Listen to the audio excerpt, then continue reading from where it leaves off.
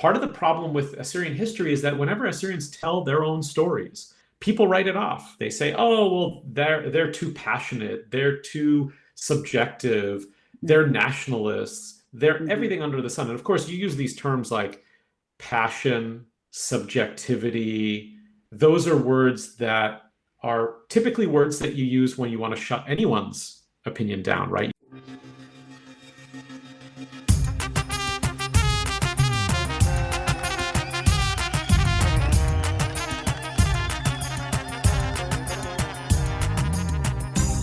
Hi y'all, it's Odessa coming to you from Hamilton, Canada for today's episode 159 of the Assyrian Podcast. For today's episode, I had the pleasure of connecting with Dr. Sargon Donabed. Sargon is an associate professor of history at Roger Williams University. He holds a PhD in Near and Middle Eastern Studies from the University of Toronto and a master's from Canisius College in Anthrozoology Animal Studies. Those two things may seem unrelated to one another, but they're actually not, and Sargon explains why later in the episode. He also serves as one of the board of directors for the Assyrian Studies Association, whose mission is to promote the academic study of the Assyrian heritage through supporting research, teaching, and intellectual collaboration among scholars in different fields. In this episode, we discuss what I think is Sargon's really cool, unique, and enriching upbringing and how he got into academia. We also discussed his book, Reforging a Forgotten History. I think the book is not only incredibly informative, but I remember when I first read it, it was affirming of my Assyrian identity through an academic lens, which I really needed. It is the first comprehensive account to contextualize the Assyrian experience in Iraq and use as primary and secondary sources. As I mentioned earlier, we also discussed the super interesting intersection between Assyrian studies and animal studies, and the importance of having an Assyrian Studies Association established. Sargon is so down to earth, really easy to talk to, insightful, thoughtful, and I think you'll really love what he has to say in this episode. This episode is sponsored by the Oshana Partners, a husband and wife real estate team. Are you considering purchasing or selling a home in Arizona or California? John and Rita are available to help make your next real estate decision into a seamless transaction. Contact the Oshanas at 209-968-9519. Get to know them a little bit more by checking out their website, the Oshana, that's Oushana, partners.com. Now, without further ado, here's Sargon.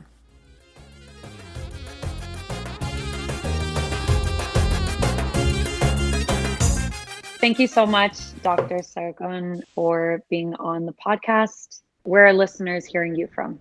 Thank you for having me, Odessa. It's very nice to see you again, or to hear you. I am currently just outside of Boston, Massachusetts, where I live, but work down in Rhode Island currently.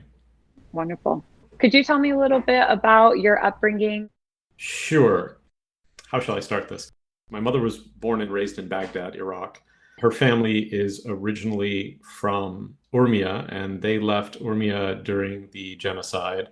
And, as a child, I would hear the stories of the Raqqa period of flight during the genocide. And they left and came to Baquba, and after Baquba, fled Baquba and spent time in Baghdad. But parts of the family went all over the place. So my mother and Baquba her... was a refugee camp.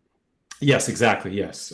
Predominantly Assyrians in that refugee camp, although there were Armenians as well, I believe, from that region in Urmia, but largely Assyrian population, but mixed in the sense that you had Assyrians from the Haikari region and Assyrians from Urmia. During the flight and the infighting in the region, there's just so much general violence between the major powers of the region that those Assyrians who were not participating in the fighting, even some that had to for purpose of protecting themselves, eventually found their way to this camp, the Baquba refugee camp, and spent some time there, and some spent longer than others, of course, and then others were settled in some places in Iraq, some outside of Baghdad. My mother's immediate family ended up in and around Baghdad. But that's just my mother's side. And if you go back far enough, it's fairly interesting. We've had some members of the family do family trees, and on my grandfather's side,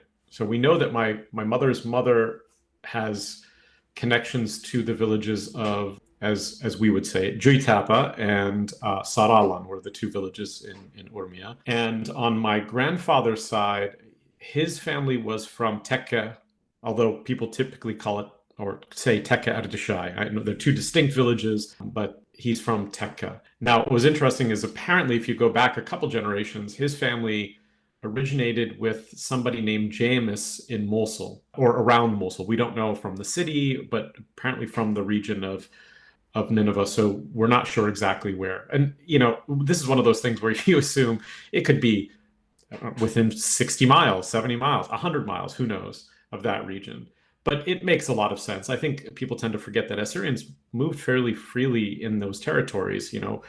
Borders were very porous at that time, very early on. And for Assyrians, this sense of national borders, certainly the modern sense of national borders, didn't really exist. Not just for Assyrians, but for most people at that time. On my father's side, it's a bit different. My father's family all are from the town of Harput in Turkey. So both my grandmother and grandfather were born in Harput, and my father was born in Boston. So my brother and I were born in the States as well, but my father was born in Boston, raised in the Boston area. We know that my grandfather came, so it's a tough one because all the census documents are all a little bit off, and the naturalization documents we find to be a little bit off, but eventually settled here in the 20s. So we don't know all the bits and pieces about his travels, fleeing the Ottoman Empire at that time, or the new Republic of Turkey, what became the new Republic of Turkey, and exactly where they went. A lot of them ended up going to Greece for a time. My grandfather's family, certain members we know, spent time in Piraeus in Greece. It was a port city, so people would go and then on their way stop in other places and then end up on the east coast of the United States. But most of the Assyrians of Harput ended up in Boston and Worcester, Massachusetts. So my family came to Boston. There were some families that went to Lowell, Massachusetts, a couple other places, but predominantly it was Massachusetts and mostly Boston and Worcester. There was a whole contingent of Assyrians from Harput that also ended up going to the West Coast, and they settled in both Los Angeles and Fresno. So they're and I believe they're still, and I don't know if they're active, but there's still an Assyrian organization that was founded by Assyrians of Harput on the West Coast in Los Angeles, but I don't know how, these days, how active they are. The generations, because there wasn't a constant influx of refugees from Harput, because essentially everyone that lived in Harput, not so long after the period of the genocide, First World War, it was emptied. And at the time that once it was emptied, you don't have that, more or less, that constant immigration that would come in and sort of refresh that first wave and the second wave and things like that. And I think a lot of them, as I understood it, in the sense of the connections that they had to other local folks, while some of them in California in particular, because they came with a large contingent of Armenians who were also from Harput, some of them intermarried in the Armenian community, especially in Fresno, which has a very large Armenian population. And so if you go to Fresno today and ask around, there are many, many families who, for all intents and purposes, identify as Armenian. But if you ask them, many of them have Assyrian family members or Assyrian heritage, and some still have some of the old Assyrian last names as well. But there are definitely a lot of families that are families of intermarriage between Assyrians and Armenians, of those first generation, second generation immigrants who came over. So when your grandfather fled in the 20s, I'm assuming it was because of the genocide that had happened, and so that was the main reason that he had decided to flee? So that's always the funny question. And I say funny because we've had this argument in my family to try to figure out exactly when these folks have fled. We know some members left prior to the genocide. We know some members left during the genocide. We know some members left after the genocide in World War I. In some cases, and we say this because there are some members of the Donabed family that, again, I don't know how close they are to us, but they remained in the general area. So some of them somehow survived and lived in the general area. And under the reforms, the Ataturk reforms, what ends up happening is that some of them, or actually all of them, had to change their name. So the Donabeds all changed their name, if there were any left in Turkey. And there still are, I think, in the general area, people that used to be, or formerly known as, Donabeds after the name change policy that still live there. So we don't know, exactly. We do know that, of course, if anyone's read the book by Reverend Joseph Nayam, there's a portion of the text that talks about George Cassius. And George Cassius is an Assyrian from Harput. And George tells the story of his family and the genocide. And so talks about, this is the family of David Purley as well. So some listeners probably have heard of David Purley. And we know Ashur Yusuf was killed, Professor Ashur Yusuf, at this time period as well. So certainly Assyrians were targeted. But again, in how many were forced to flee? It's very, very difficult to find all that information. So as I said, some members of the family, yes, definitely. We know some fled prior to, some fled during, and some fled after. And we're not 100% sure as to when my grandfather left, but we do know that he arrived here in the 20s. And interestingly enough, actually, his parents eventually got here as well. So in Massachusetts, my grandparents were buried here, and my great-grandparents on my father's side, both on the paternal side and on the maternal side. So 4 of them, both couples were essentially their gravestones are still here in Massachusetts, obviously, since they were buried here. Wow. So your father ends up being born in Massachusetts. How did your mother and father end up meeting? It's a good question. And of course, for a lot of folks, it's kind of confusing because, typically Assyrians from particular regions in the Near East, in the Middle East, when immigration occurred, and this is the same for any group of people, there are cultural ties, there are linguistic ties, and there are spatial ties, right? There are local ties. So folks from a particular region, like Assyrians from Tehran who immigrated to California, also immigrated at a time where a lot of Persians or Armenians were coming as well. And so sometimes they settled in a similar area, especially if they had family there. Likewise, this happened with the Assyrians of Harput. And so they settled, as I said, predominantly in Massachusetts, some in California. But the establishment of their organizations were mostly in Massachusetts. There are a few in California, but majority were in Massachusetts. My mother's side of the family, so my mother came to the United States initially in the 60s and eventually came back and settled, went back to Iraq, I should say, for a time, taught, and then came back again, I think by the early 70s, late 60s, early 70s. And when my mother came to the States, again, for the second time, she had spent time in Flint, Michigan. She had spent a little bit of time, I think, in Philadelphia, Chicago, but her family was actually in New Britain, Connecticut. So she had an aunt in New Britain, Connecticut, and cousins in New Britain, Connecticut. So she spent time in the mid to late 70s going to school, going to college, university, and then and living in Connecticut. And so she lived in the region of New Britain, and in New Britain, you had an old Assyrian church, the Church of St. Thomas, so the parish, the Assyrian Church of the East of St. Thomas. And it's interesting because the Assyrians of Harput were predominantly part of the Orthodox Church. So what's today typically referred to as the Syriac Orthodox, although when my grandparents came to the States and they established these churches, all of the churches came under the name Assyrian Apostolic Church of Antioch. So their Assyrian identity was powerful certainly obviously on both sides. And that was part of their heritage. And so, to make a long story short, my mother and father actually met an Assyrian New Year party.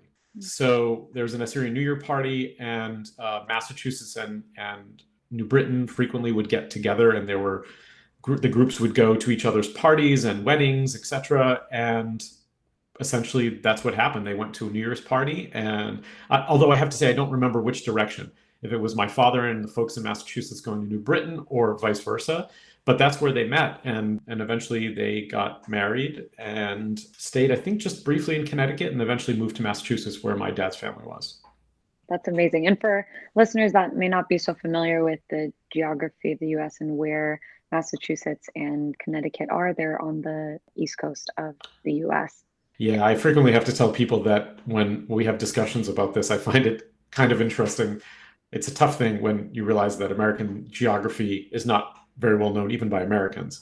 But yeah, frequently when I say, oh, East Coast, people go, oh, Chicago. And I say, well, no, I understand that's the large Assyrian community in the United States. And it's kind of east of California. But if you go further east, New Jersey has a large population. New Britain still has a population, but perhaps not as significant as it used to be. Philadelphia once had a large Assyrian population. Yonkers, New York still has a significant Assyrian population, and Massachusetts. Something you had mentioned, which was when your grandparents had come and established churches, organizations, that the Syriac Orthodox Church at that time was known as the Assyrian Apostolic Church of Antioch. I'd love for you to talk a little bit more about that. I know that you and your wife, Dr. Shami Mako, wrote a piece about the Jacobite Assyrians of Massachusetts. So if you could just talk a little bit or briefly about who the Jacobite Assyrians are, what is the connection with that, to kind of thread it to the Assyrian Apostolic Church of Antioch, to the Syriac Orthodox Church. How did that sort of come to be? And when you get lost in these things, when you deal with this on a regular basis, you tend to forget that you're babbling in jargon and people don't necessarily have any idea what you're talking about. This happens frequently in the academic world, which is, I think, why popular culture stuff sometimes resonates far more than most other things. I mean, essentially, they're all the same. When someone says Jacobites, Jacobite Christians, and I should preface this by saying there's another group of Jacobites, and the Scottish Highlander Jacobites is a vastly different ballgame. So that's a whole different piece, which I won't go into. So there are these terms, these pejorative terms, of course, that are used for Assyrians. There's a ton of pejorative terms that have been used for Assyrians over the years, and as you have with the Assyrian Church of the East, the quote unquote Nestorian Church, right? There was an attempt to use that term, that appellation, to discredit them, to sort of poke holes in who and what they were. And in that sense, it was pejorative. So people called Assyrians Nestorian to link them to the Nestorian controversy. And again, this is very typical with how this works, I think, in the religious world. And it happened in Christianity throughout the early centuries of Christianity. The Jacobites just simply were another sect of Christian Assyrians who followed, as the story, of course, goes, that followed Jacob Baradius. At least that's where the term Jacobite comes from. They were followers of Jacob Baradius and his sense of Christology, Mariology, and et cetera, et cetera. So but the idea is that the term Jacobite was not something, I mean, when I learned about it when I was a kid, when I heard about Jacobites and Nestorians and Chaldeans, I thought of them as just these terms that were used for these ecclesiastical distinctions, right? The Jacobites went to that, in my mind, the Jacobites went to that church in Worcester, where that I knew was the Jacobite church. The Nestorian Assyrians went to those churches, those Church of the East churches, Nestorian church. Oh yeah, and they said things in this particular way. Okay. And the Chaldeans went to those churches. I mean, that's simply the way I understood it as a kid. And I think it sort of stuck with me for a long time. And, you see this in early literature as well. People will frequently talk about the Jacobites and the Nestorians. So, and it's in a lot of Assyrian poetry. It's in Assyrian songs. So it definitely does stick. But the idea of, again, as I said, Jacobite is the same group, is the same church that was originally in the United States called the Assyrian Apostolic Church of Antioch. Now, that church really by the 1950s, by the mid-1950s, although you start to see the shift over post-Samael massacre, really. So right around 1932, 1933, when you get into the period of Samael, all of a sudden, the churches that used to be called Assyrian Apostolic in the United States, you start to notice that there are a little bit of pushback in different places, and of course in the Middle East as well, and in other countries. I mean, you see this stuff starts to get written about this in Farid Nusha's journal, his Assyria journal that's written in Argentina. So this stuff is happening all over the place, and it has these reverberating effects, right? Because the idea of the Samael massacre, and by the time we get to 1933, pretty much people are aware of what's going on, and Assyrians in different places in the Middle East are scared of this backlash against anyone. I mean, if you read the documents, if you read the archival sources, I mean, never mind asking Assyrians, never mind going to the Assyrian sources, which I believe are actually even more powerful because you have those primary sources of Assyrians dealing with this tragedy. But even if you want to go the Western route and look at Western archival sources, there's a whole discussion about it was enough to be Assyrian to be killed. So if that was the case, it's not strange that you start to see groups start to push back or to pull away from that Assyrian identity. Because it's tragedy, it's trauma, and you don't want to be involved in that. You want to protect your family. And what ends up happening is that you start to see these micro cracks and breaks in that sort of Assyrian identity that permeated a lot of different groups at that time. And with the Assyrian Apostolic Church of Antioch, with those folks, as I said, when you start to see it in the writings, especially in letters that were coming to Farid Nusha and his Assyria journal, and when you see this stuff coming up in articles in the New Assyria that's being written in the United States, or in some of the other periodicals that are being written by the Assyrian community of Harput, you start to notice that this is a big deal. And there's a reverberation. By the 1950s, churches have started changing their names. And in the in-between, in the interim period, from 1933 to 1952, 53, a lot of the churches went through an initial shift. And the initial shift was from Assyrian Apostolic Church of Antioch to Assyrian Orthodox Church, or Church of Antioch. And then by the time you get to the 50s, as I said, 52, 53, by the time you're at the late 50s, early 60s, a lot of the churches have shifted to Syrian Orthodox Church of Antioch. And, again, if you study this period of Assyrian history in the United States, there are documents that are going out from the Archbishop Yeshua Samuel, who's in New Jersey in the United States. He's sending out one letter to some people with one particular letterhead on it that says Syrian Orthodox, and then he's sending another letterhead at the same time to another parish who he knows people are very staunchly Assyrian, and the letterhead says Assyrian Orthodox. So you have this happening at the same time. I mean, you have this guy calling his people Assyrian, and then a year later saying, no, we've never been Assyrian, now we're Syrian.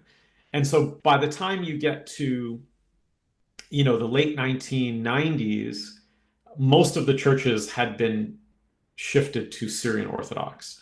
And in fact, the last few that were left were, and one of them's still there. So the Virgin Mary Church in Paramus, New Jersey still exists as Assyrian. It's still called the Assyrian Orthodox Church. The other one that had lasted until the late 90s was the church of my grandparents. So St. Mary's Assyrian Orthodox Church of Worcester, Massachusetts. And eventually they had moved to Shrewsbury, which is not too far from Worcester. They sold the original church in Worcester and moved to Shrewsbury, Massachusetts, a couple miles within, 15, 20 miles, I think. And for years, I remember going to that church as a teenager, and, we'd take classical Assyrian lessons, right? We'd learn like Ktobonoyo, the book language. And I remember going with my dad, and at one point I started to notice that the first A and the S on the Assyrian just happened to be missing at some point. And, for a week, 2 weeks, a month, 2 months went by. And I remember saying, like, can somebody put those back up? Are they ever going to go back up? And we always, to this day, we wonder, was that sort of the beginning? Did somebody chip those off? Did somebody who was anti-Assyrian within the parish, had they already removed that because they knew what was coming down the road? And, by the late 90s, that had shifted to Syrian. And then post-2000, because of this whole census discussion, which happened in 99, 2000, there was this big thing about Syriac on the census 2000. And the hope was that, Assyrians would not identify with their country of origin, but rather their ethnic identity, ethnocultural identity as Assyrians. And, there were a lot of folks who would say Syrian because of Syrian Orthodox, being from the Syrian Orthodox Church. And that was problematic because that would go under a different category, and that wouldn't be counted with the Assyrian category. And so the idea was that Syriac was distinct. And so there was that sort of created category, Assyrian, Chaldean, and Syriac, Census 2000 category. And there was that hope that or at least I should say, some folks had that hope that folks would connect with the Syriac name, and so they would write down Syriac rather than Syrian. And so then you start to see all the churches shifting. And slowly but surely, as far as I know, there might be one or two that still remain, but I don't quote me on that. The majority have shifted now to Syriac. So you can see it's a slow process, and it occurred over really about 80, 90, some odd years, from Assyrian Apostolic in English again. We're talking about the terms in English to this later term to today where you get Syriac Orthodox. I have to say the one funny thing about it, for those who are familiar with how these terms work, the church, when it was first built, the church actually read in Assyrian. The church said, the Assyrian, the script on it said Eito, so Eta, Eitod Morth Mariam, so the Church of Saint Mary, Eitod Morth Mariam. What was interesting is, I think when they redid the church, when it became Syrian and they changed, at least the church in Worcester, I'm speaking about specifically, that eventually went to Shrewsbury, when they changed the lettering and they changed the website and everything, the Assyrian shifted as well. And so it became Eitod Yoldath Aloho. So it's interesting because they went with the theological connection, which is the church, Yoldath Aloho is bearer of God, right? Yeldath Alaha would be the term in the Eastern dialect.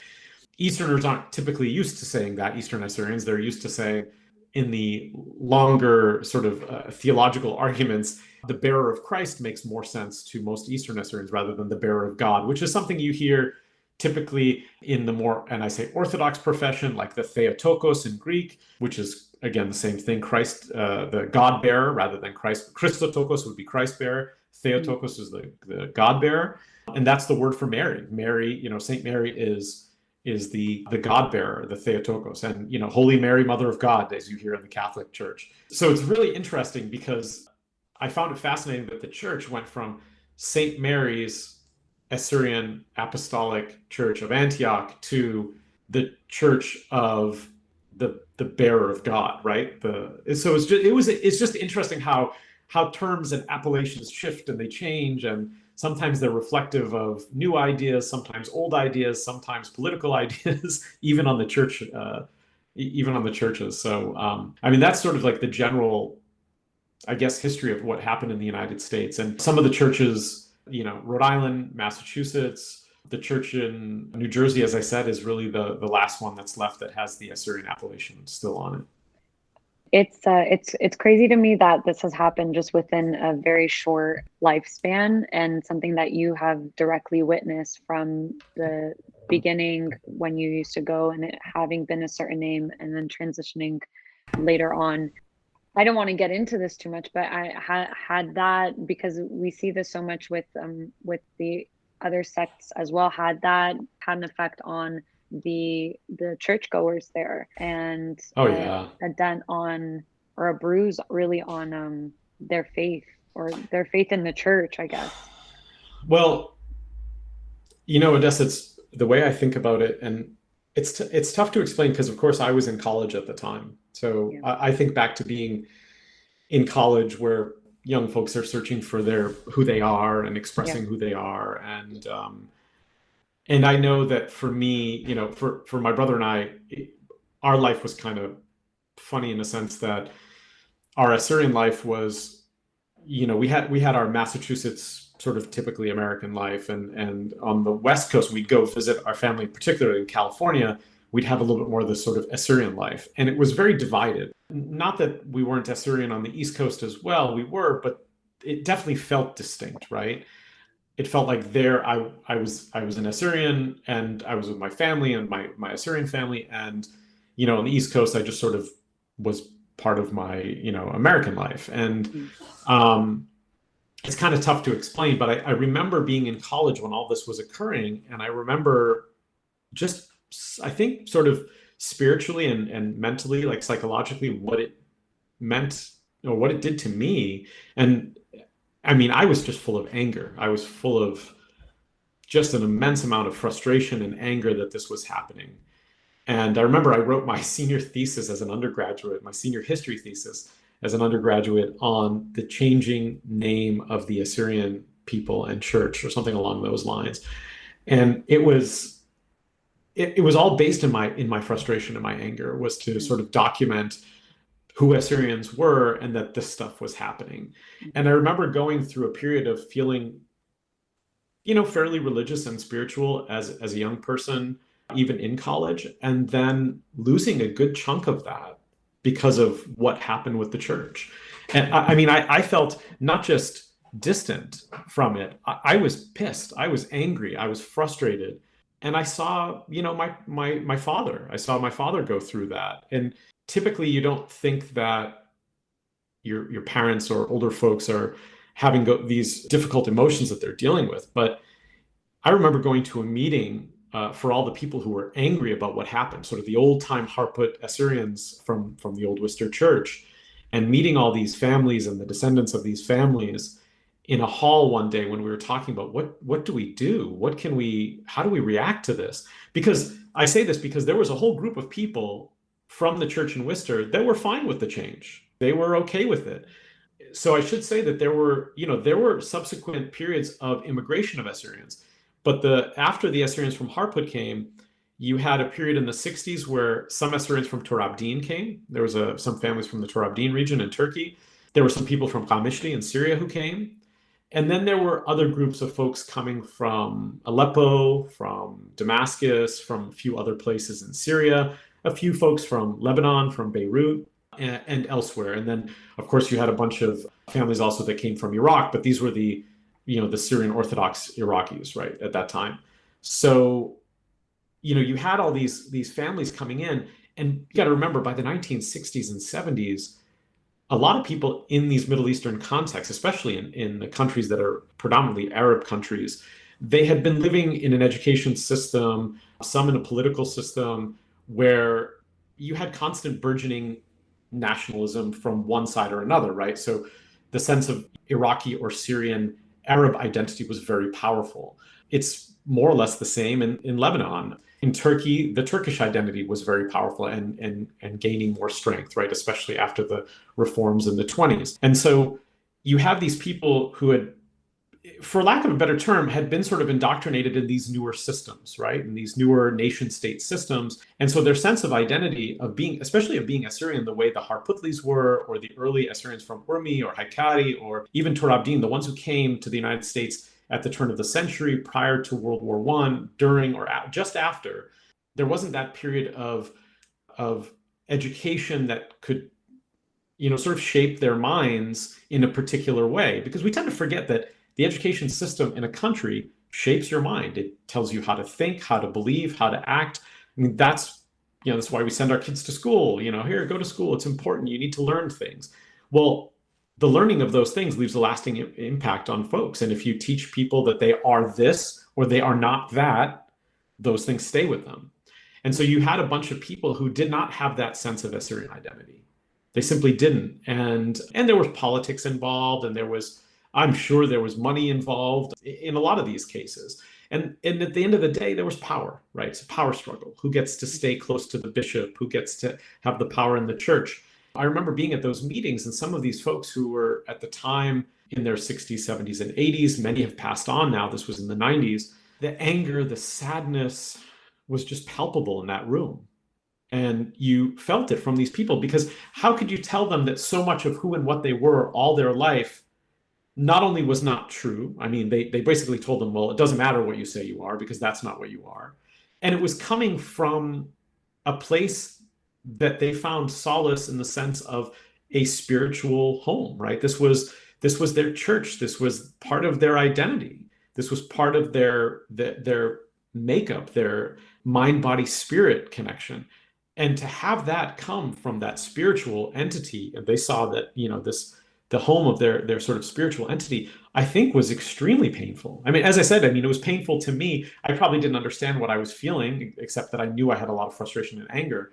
But I can't even imagine what it must have felt like to somebody who gave their entire life to helping the community and starting all these organizations and passing this sense of care for this community onto a next generation, to have it all ripped out from under them, right? And to a point where it actually became contentious, right? That if you said Assyrian, sometimes people would laugh. I remember being in the church one time where one of the older deacons from Harput was singing, and he used to get cut off by some of the other deacons who were not, this man was actually born in the United States, and he would get cut off by some of the other folks. And in fact, actually, most of the time, they wouldn't let him sing. He would be regulated to having one or two lines, as a deacon in the church, rather than having as much as the other folks. And they kind of joked and laughed and stuff. And yet he was a lovely, kind, intelligent, caring man who loved his people and his culture and his heritage and his church.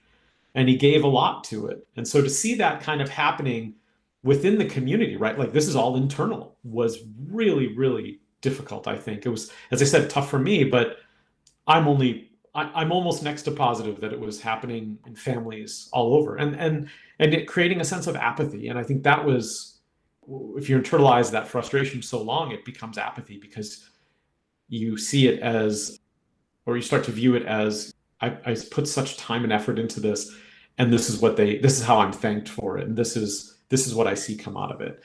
So I should add something funny though. When they started to change the names of the churches, especially the one in New Jersey, when the bishop in New Jersey began changing a lot of the names of the churches and started using the term Syrian Orthodox and really pushed back against Assyrian identity, a bunch of Assyrians of Harput, and I think a few Assyrians of Diyarbakir, although I'm not 100% on that one, but there were members even of my family who, when Mar Isha Shamoun of the Assyrian Church of the East, and this was prior to the Assyrian Church of the East taking on the name Assyrian, so it was still called the Church of the East, so in the 60s, 70s, early 70s, they asked Mar Shamoun to become members of the Church of the East. And the reason that they asked Mar Ishai Shamoun to do that was because they felt that, at least with them, these were other Assyrians. It's a different church, yes. It was a bit distinct from what they were used to. And the dialect that was spoken in the church, the pronunciation was distinct. But to some of these folks, they simply wanted to be in a place where they were Assyrian. And they knew that, at least with Mar Ishai Shamoun and with the people of that church, they were fine as Assyrians. And so, in fact, actually, some fully converted. And so there was a second generation of Harput Assyrians. Some were even baptized in the Church of the East in New Britain because they did not want to give any more power to the bishop, Mar Ishu Samuel, who was the bishop in New Jersey at the time. So it's really interesting how they sort of found ways around it, right, to continue to say, well, this is how I'm going to push back. This is how I'm going to be Assyrian. This is what I'm going to do. But you can definitely see that it was difficult. And, there's also a distinction in, there were a bunch of intermarriages when my parents, and even before my parents, there were a lot of intermarriages between the communities, and they saw it as marriages between Assyrians. There are far fewer today. And in fact, actually, the Massachusetts community and the community in New Britain really don't have any connection anymore. At least the church communities don't. There are still Assyrians in Massachusetts who, participate with the Assyrians in New Jersey, but most of those Assyrians do not go to that church anymore because it's become very powerfully anti-Assyrian in that sense. So that's become unfortunate. Yeah, it's alarming how, in such a short period of time, and even with younger people that are attending the church may not even know the history of what had happened before. So they only know what they know moving forward. And so it's interesting how that piece can be so easily erased in such a short period of time. Could you talk to us a little bit about your path to academia? Some of it probably started in that anger, actually. Yeah. Probably a good portion of it started there. I hope that not all of it was there. Certainly a bunch of it was just simply trying to find out the truth, find out, I think a lot of people who are drawn to academia want to sort of tell a story, right? Tell a good story, tell a more correct story, and to help the world in a particular way. And, to be drawn to academia, I wouldn't say I was like drawn to academia, but I was always interested in teaching. I loved teaching as a young person. As soon as I graduated from college, I started doing some substitute work, supply teaching in Canada, and I enjoyed it. It was a little tough. It was frustrating at times. I did some work within the special ed department, special education, very challenging work. And my heart goes out to all the people in education in general, and in particular, special education. It's very painstaking and very compassionate work. People that are there usually are there because they love what they do, and they certainly want to make a change. And, I enjoyed that. My mother has always been teaching since I was a kid and been substituting in the school system when I was, a young student in our hometown. And so what was, I think, the draw to me was that I could get, if I went the academic path, I might be able to learn some really great things and be able to offer some pretty cool stories, some wonderful narratives that might be able to sort of re-enchant people's ideas about Assyrians, including Assyrians themselves. And maybe find some secret hidden knowledge. I guess as a kid, I always was hoping that I was kind of like Indiana Jones and I'd get to go to some random place and you'd lift a stone somewhere in some ancient ruin and you'd find like the lost book of all knowledge or something, like the book of peace and wisdom is what I was hoping to find, I think, something like that as a kid. There it is. Yeah, exactly.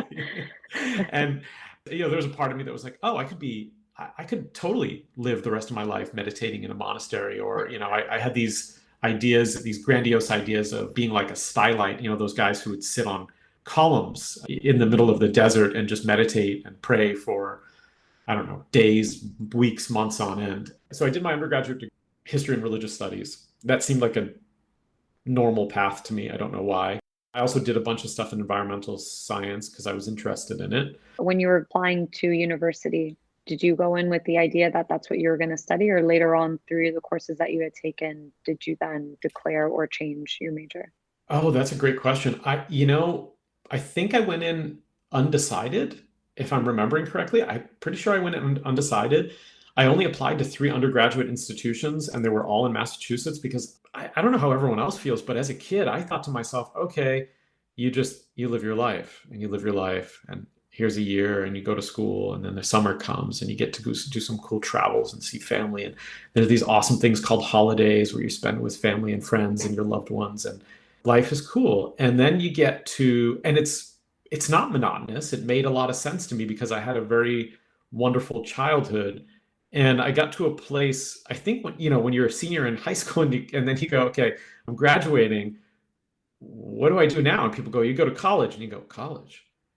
Oh, crap. Well, what about my friends? Well, they go to college too, but they typically go to different places. And you go, what? And, then you're thrown through this weird, surreal place of, I don't know how everyone else felt, but I kind of enjoyed, I enjoyed and don't get me wrong, there were really rough parts of middle school and high school and, fitting in, and everyone goes through that sort of angsty period. And it's tough being the only kid who's an Assyrian and no one knows what the hell an Assyrian is except for you and your brother. So there was definitely that. And you definitely felt distinct. I mean, I definitely felt different. But I knew I had a larger Assyrian community and, I had wonderful friends from all walks of life. And so it wasn't really an issue. But, when you get to the point where you're a senior and then folks start taking their SATs and they apply to schools, I didn't really think much about it. I just applied to 3 schools that I had kind of heard of. And I went, oh, yeah, hey, you guys applying to those schools? Yeah, we're applying to those schools. All right, cool, whatever. Let's see what happens. Mm-hmm. And, I got into the 3 schools and I said, well, what do I do? All right, I got to choose one of these schools. And I went and I chose, and I realized I went over and I spent a night at the school that became my undergraduate. And I remember feeling so stressed and anxious while I was there. I just remember not being comfortable at all in that dorm, not with the person I was with. I couldn't tell you who that person was. I know they went out and kind of hung out somewhere at night and partied or something. I don't know what it was, but I just remember feeling that everything was just a bit odd about the whole thing and I wasn't comfortable. And so I decided actually to stay at home, to live at home. And I worked 20 hours a week as I was going through school. And so I would commute about 20 minutes to school. I made some great friends, and actually some of my best friends that I made are still good friends of mine today. And actually the majority of those friends are my professors. So I had some of the most wonderful professors, predominantly in the religious studies department, and helped me a tremendous amount as a young person. And as I said, just as a human being, wonderful people to speak to confide in, and taught me a lot, and still teach me a lot to this day. So Tom Clark was my senior supervisor for my history thesis, but he was also in the religious studies department. And then I had these, wonderful other professors, Chet Ramo for my science courses and my naturalist courses, and just wonderful people all around. And then, the religious studies department specifically, thinking of Mary Joan Leith and Greg Shaw, and to this day, and still John Lancey and Erica Schlunz. And there's still, some of these folks I still see, which is wonderful. What was interesting was a handful of them actually also were graduates of or were students at Harvard at a time. So either they went to Harvard as divinity students or as graduate students. And so I had this real interest in stuff that was happening at Harvard. And I think that sort of ignited my interest in higher learning. I realized that Harvard had all these great opportunities. I was probably one of the handful of people that was really interested in folklore and mythology, and to know that there's a university that offers that as a major. I'm sure a lot of parents are thinking right now, please don't tell my kid that. But hey, welcome to the world of COVID, where you don't know what's going to work these days. You have no idea. So I always think that anything is wonderful. And the whole idea of mythology and folklore, I also think we've sort of mistakenly done away with a lot of our myths, which we really need as human beings. But so then I graduated from Stonehill, and after I graduated from Stonehill, I spent a year or so at a Greek Orthodox seminary studying languages. So I was doing substitute teaching, and I, at the time, met really one of my best friends to this day, Father Greg Christakos. He and I were studying at the same time at Hellenic Holy Cross in Brookline, Massachusetts. And we strangely met in a class called Biblical Hebrew for the Pulpit. I mean, I wasn't going to the pulpit. Kind of knew I wasn't going to be a priest, but I wanted to take all these language courses for some strange reason. And so I was taking classical Syriac because they offered it with Father Eugene Pentiak, who studied all the great languages, the lesser known languages that a lot of folks weren't studying. And he was teaching all those classes. So I thought, this is great. And then he was also teaching this biblical Hebrew class. And so, I'm sitting down one day and I look to my right, and this guy looks at me and goes, Sargon, right? That's Assyrian. And I said, yeah, how'd you know that? And so, it was just one of these weird things where then we become close friends. And to this very day, we're quite close and best friends. Yeah, it was wonderful. It was, there was a connection because his father had known Assyrians and helped an Assyrian, I think, leave someplace in the Middle East, I think Iran at the time. And so there was this really cool connection there. And I felt, it was a sense of feeling seen and accepted and a part of something bigger, I think, right? Like you didn't feel like you had to spend 20 minutes explaining that, which then at the end of the day isn't going to go anywhere because you're going to say, all right, see you later, goodbye. But, this was something that it was a nice feeling. So Father Greg and I are still quite close friends. So I spent some time there. And as I was doing my substitute teaching and stuff, I just realized I did not want to deal with the teaching that I was doing at the high school level. And I was teaching I had done one-on-one work with students in special education in 2 different classes, teaching another special education class. And there was a sort of long, windy road about it, which I won't go into. But I realized, there's too much red tape here. I'm going to go to academia, as if there was less red tape in academia, right? There was less nonsense in academia. Boy, was I wrong about that. But I think the interesting thing was that once I was there, I had these extra courses behind me.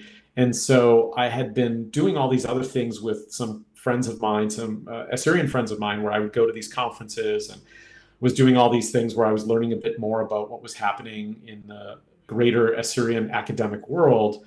And I was introduced to Professor Amir Harak at some point through my friend Firas Jettu.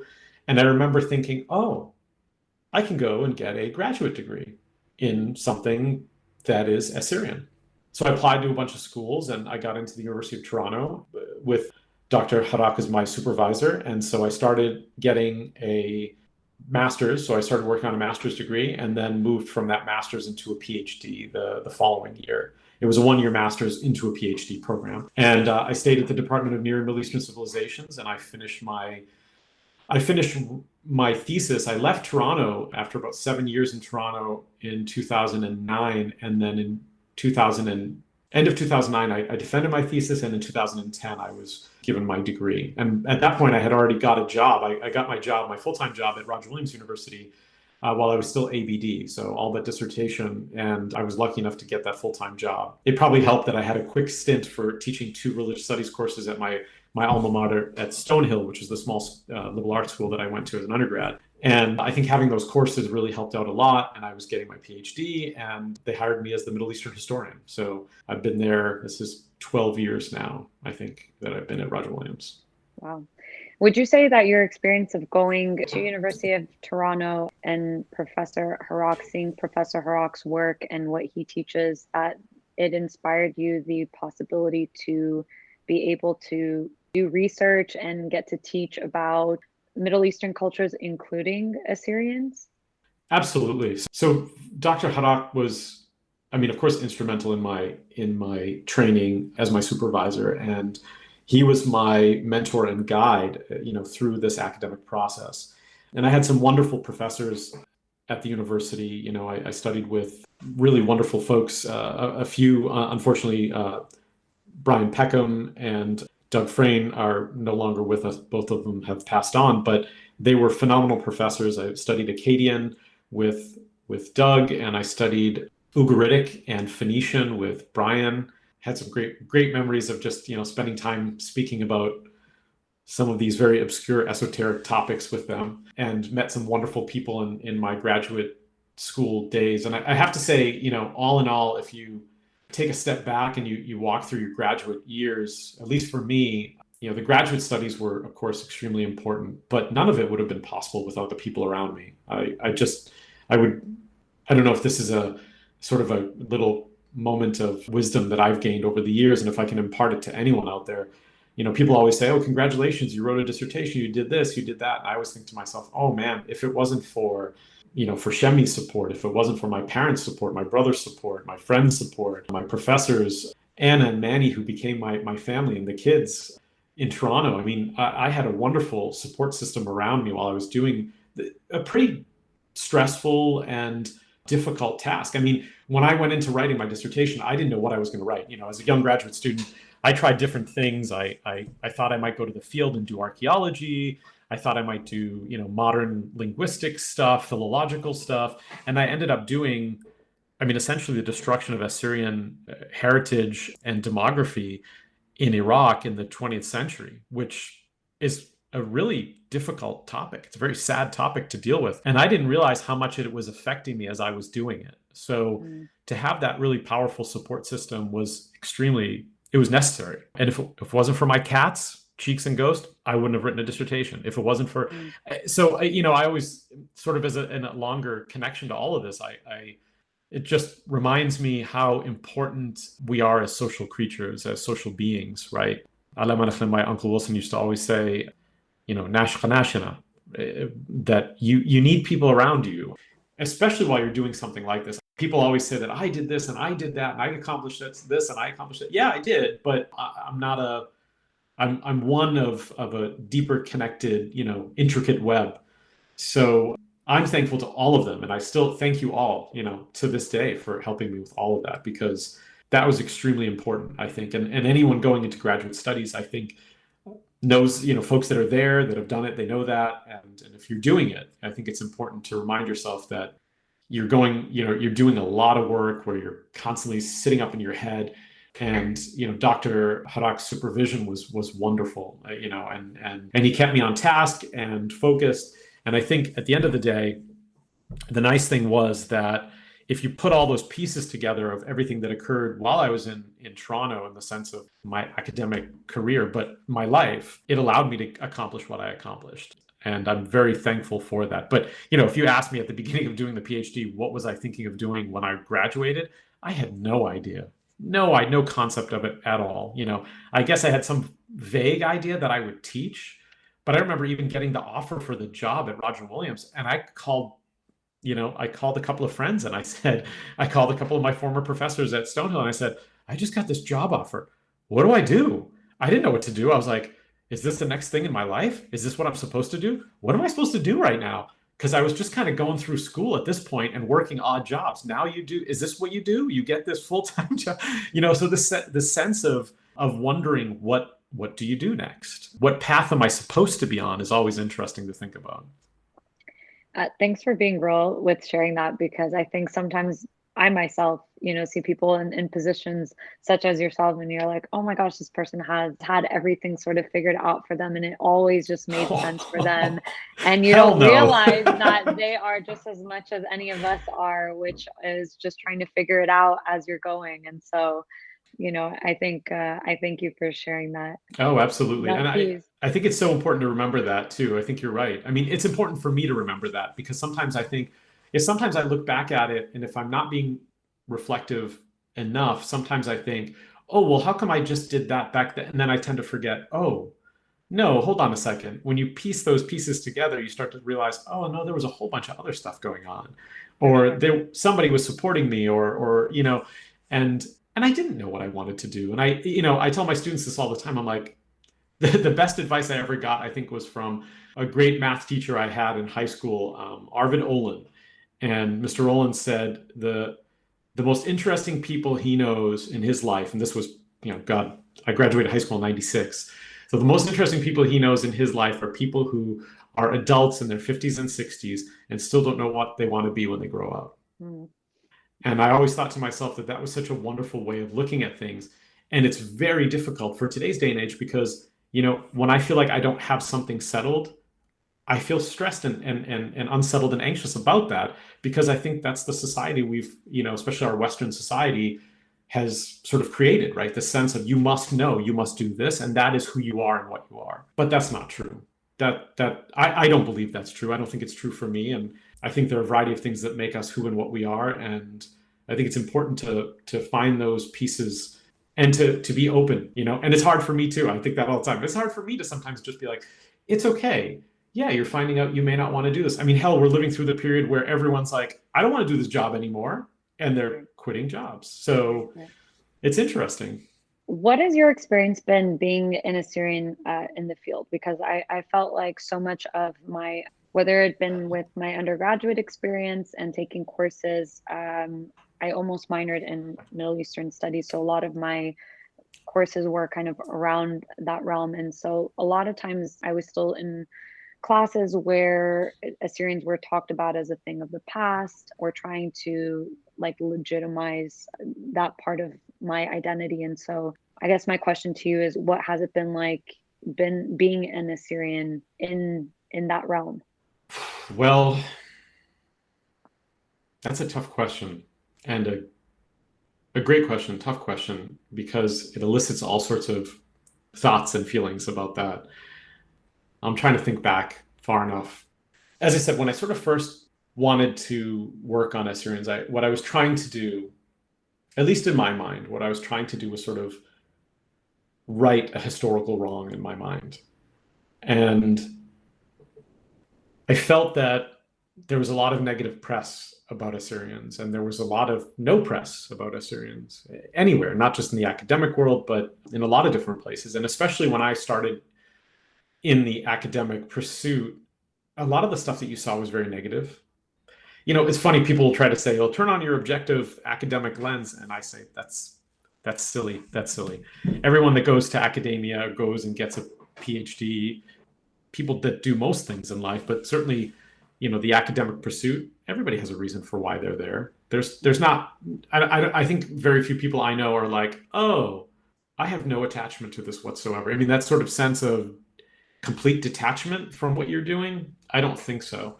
I think most people have some kind of a passion for what they're doing in the academic world, and there's a reason, right? I mean, heck, for some people, it's I met so and so who became my significant other, and it got me interested in this. For some people, it's I traveled to this particular country, and I was so enthralled by their culture that I started doing this. I dug deep enough in my past, and I realized that, there was something there that I wanted to learn more about. And so I went into this pursuit. So I think there are a variety of reasons for why people do it, why they go into the academic world. For me, as I said, I mean, part of it was frustration, part of it was anger, part of it was this hope that I could write a better story that would, first of all, that would bring Assyrians to light. First and foremost, a story about Assyrians, which I felt that there were very few. And then also to put Assyrians in a particular light that said, hey, these people matter. They have significance, they have meaning, they have lives, and they are important. This culture, this history, this community matters. And it has something to offer the world. And it's unfair that it is treated in the way it is at times. And so I thought that what I would do would be to sort of, at least part of what I was doing was to right a historical wrong. And, I started to realize, what do they say? You go into it thinking that, and then you realize you just kind of want to survive while you're doing it. And I remember reading Linda Tuhewi Smith's Decolonizing Methodologies years ago for the first time. And I remember being struck by this one segment in one of her beginning chapters. I think it's in chapter 1. She asked this question: is history in its modernist construct important to Indigenous peoples? Like, does it matter? And she says very quickly, no. Because no matter how many times you write or you think you're writing the truth to right the wrong, one tale of the truth or one story is not going to eliminate all the other things that were out there. And that was frustrating. That was frustrating to me to read that, because even when I finished my dissertation and then I published my book, I thought to myself, well, I did it. I'm done. Okay, good. I mean, it was very anticlimactic, to be honest, as well, because you spend so much time doing something and then you realize that's it, it's done. But once I finished with it, I thought, okay, well, this should shed light on the situation. And there were still just as many questions. In fact, somebody reviewed my book and did the exact thing that I kind of said that they would do in the book, which was, I said, part of the problem with Assyrian history is that whenever Assyrians tell their own stories, people write it off. They say, oh, well, they're too passionate, they're too subjective, they're nationalists, they're everything under the sun. And of course, you use these terms like passion, subjectivity. Those are words that are typically words that you use when you want to shut anyone's opinion down, right? You say, oh, it's opinion, it's not fact. And so you see this typically in the academic world. You see it in the science world. It's stuff that's labeled against women all the time, right? Women are more emotional and so therefore not as objective. And you start to notice that there are certain phrases and terms and things that are used, and to say things like Assyrians are more nationalistic. And of course, I was taken aback by that. What do you mean by that? Nationalistic as in the sense of, the Third Reich, Nazi Germany? I'm a little confused here. What are you talking about? Nationalistic in the sense of people taking up arms and fighting and killing people for their land? I said, I don't know what you're talking about, but can someone simply just be an Assyrian and love and care for their culture as they love and care of other people and other cultures and communities as well? But can they also care for theirs without being considered or labeled one of these sort of negative terms? And I realized that, these terms were thrown out there because they shut down the conversation. And so scholars will sometimes use these terms and say, oh, it reads like from the review of my book, it reads like a nationalist polemic. And, in my book, I actually said that, every time Assyrians write their history, they're dismissed as being nationalists or as not being academic enough, or whatever the issue is, it's written off. And so every time people say, well, why aren't Assyrians doing their own stuff? Why aren't they doing their own, writing about their own culture and their own history? Well, it's that sort of same issue that pops up. And that's why that Decolonizing Methodologies text was so important to me, was I realized Assyrians weren't alone. It wasn't just Assyrians who were feeling like that. This is something that Indigenous peoples around the world feel and have felt for a long time. And typically for Indigenous peoples in the sense of Westernly colonized, if you want to think of it that way, Indigenous peoples, that was a major issue because of the Western powers and how the academic world is set up within the Western model. For Assyrians, it's kind of almost twofold in a sense, because it's not just the way the sort of the Western academic model is set up and how that treats Assyrians. That's part of it. But it's also the Eastern academic model, because the Assyrians are really, in a sense, like as one scholar wrote to me in an email, that I was talking about the Assyrians, and the scholar said in this particular paper I had written, you're talking about the, fourth, what did he say, something along the lines of third world of the third world, or fourth world of the third world, in the sense that you have Assyrians dealing with all sorts of levels of power structures that they're encountering and having to butt their heads up against, right? So whether it's being in the East, in these Eastern systems where Assyrians are not considered a distinct ethnic group, ethnocultural group. In most Middle Eastern countries, they're not. And then they come to the West, or even in Western institutions, you try to do some of the stuff and you're accused of being too passionate or too subjective. And again, this is not an Assyrian thing, but this is something that you see across the board with a lot of groups who have been marginalized, historically marginalized groups. It's the same type of stuff that was thrown at folks. And did I hear it? Yes. Do I still hear it? Absolutely. But the one thing I did realize was that it's frustrating and it's wonderful to sit and talk to people about this, because you really need somebody to talk to about this. Otherwise, it starts to eat you up a little bit. But what's nice about talking to people about this and talking to friends and to colleagues is sometimes, as I said, you recognize that it's not just you, it's not Mhm. just the community of Assyrians, but something that a lot of communities face. And I think what's important about that is one, that you realize that there's an interconnectivity discussion that needs to be had. There's a much larger piece that we are part of something much bigger, and there are a lot of things need to be fixed like that. But hell, if it doesn't fix the problem, it doesn't mean I shouldn't have written the book. And I think that took me a while to recognize that if one person is interested, if one person says, wow, I had no idea, or thank you for writing about my village that was destroyed and I remember it as a child. Thank you for doing that. Even if someone says, I can't stand what you wrote, it, some sort of a response that meant that it was meaningful in some way. It doesn't matter how obscure, but especially those positive responses. 100 negative academic reviews would not bother me if I had one or two of those. And I think that's what makes it worthwhile. And that's what I sort of always connected to, is that you are making a difference, right? You're making us, even if it's small and it's not always something you see on a grand scale.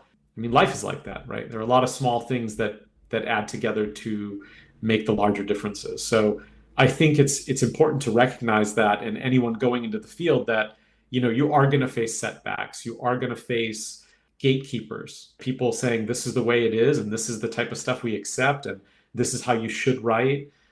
And any good storyteller would tell you that you just keep doing what you're doing, right? And hoping that folks are learning from it, and a lot of times you're learning from it. And that's the other thing people tend to forget. Every time you write something, you learn from it. Every time you study something, you learn from it. And it makes you better at what you do, I think, as well. And it also helps you distinguish, maybe I don't want to put 100 hours of work into that particular story.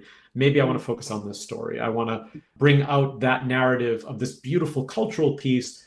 I've done the more dismal stuff. I've dealt with the demographic change and shifts and stuff like that. And so I feel like in my more recent years, I've wanted to focus on the more positive stuff and bring that to light, because they'll always be both, right?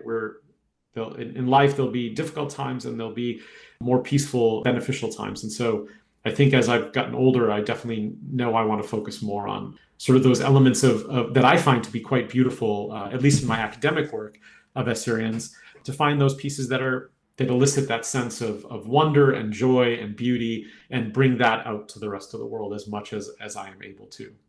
Yeah, we definitely need more of that. So we look forward to future work. But I wanted to briefly touch on your book that you wrote, The Reforging of Forgotten History, Iraq and the Assyrians in the 20th Century. What I loved about this book is that it is accessible, not just in terms of from the price point, but that it wasn't something that was just in the academic realm and could not be accessed. It's widely accessible, and it's the first comprehensive kind of account to contextualize the Assyrian experience, primarily in Iraq, but using primary and secondary sources. So it's very special in that sense. What inspired you to write the book? So the book is in many ways a